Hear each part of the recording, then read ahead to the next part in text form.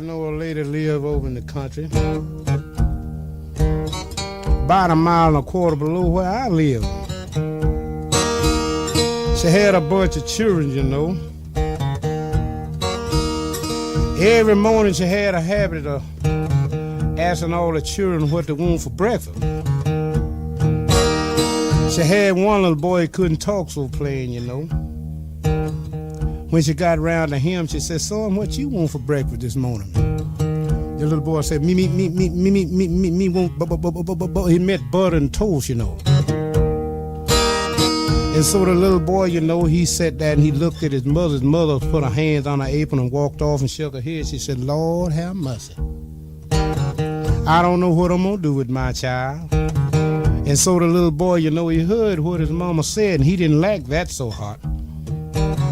So the next morning, the little boy got up and he packed all his clothes in a flour sack, and he called himself leaving. So on over the road a little further, about 10 miles over the road, the old man lived over there. He had a mill. They called it Mr. Charlie's Rosin Mill.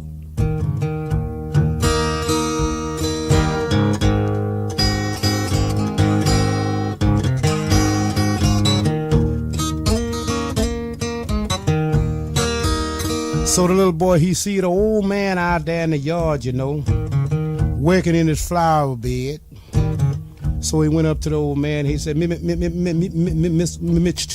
man said, "My name is Charlie." And then the little boy, you know, he said, "Charlie, me want a home." And so the old man looked up at him, you know, and said, "Son, you know you can't work." He said, me can work." He said, "Son, but ain't but one thing I got to do now. So I done retired. I done got old and everything. So I got an old bunkhouse over the road there about a mile from here. So I give you a home now the longest day you live, providing if you let me know if my meal having to catch on fire." And so the little boy said, me will. And so one morning, sure enough, Mr. Charlie rolling mill did catch on a fire. And so the little boy, you know, he went up there, you know, trying to do what Mr. Charlie told him to do. And so he went up there and said, Mr. Charlie, he raised up, looked at him, you know. He said, "Son, now here you is again. I told you don't bother me because I got my work to do." He said, but, and kept punting back over the road, you know, where he come from.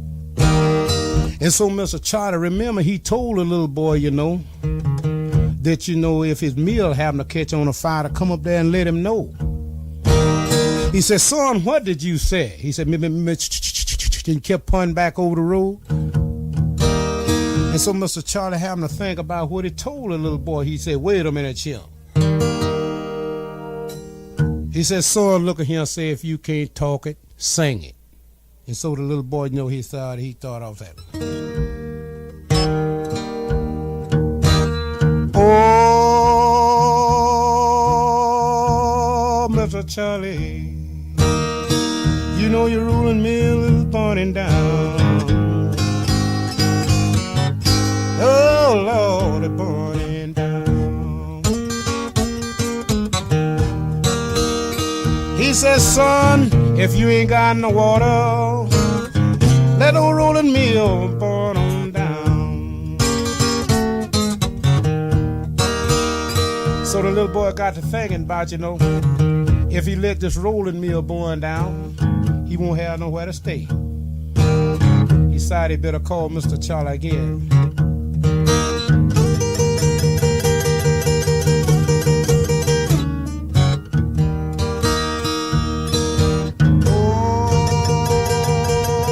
Oh, Mr. Charlie, you know we ain't gonna have no place to stay.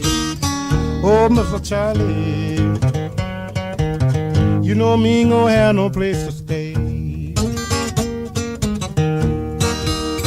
He says, "Son, you gonna have a home just as long as there is day." And the little boy got to feeling good, then decided to call Mr. Charlie one more time and tell him about the meal.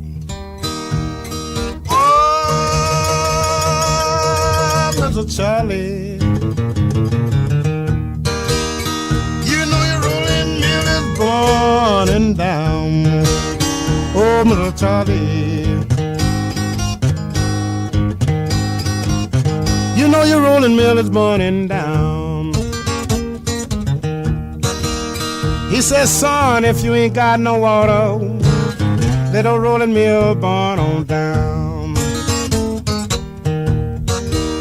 And Mr. Charlie, he looked back in the house, to see his wife, but he didn't see her nowhere, but he stopped. He said, Mary! Oh, Mary! He got to thinking about his insurance, he had in this old mill. Well, he didn't never have to worry no more, no how. He already had all the money, but after he got to thinking about all these old $1,000 he was going to get, he started off, he raised up and straightened up, He said, and he looked back to the house. Miss Mary had done got to the door then. You know what he done? He started easing off on that old boogie woogie, skipping back towards the house with his old arthritis leg. He said,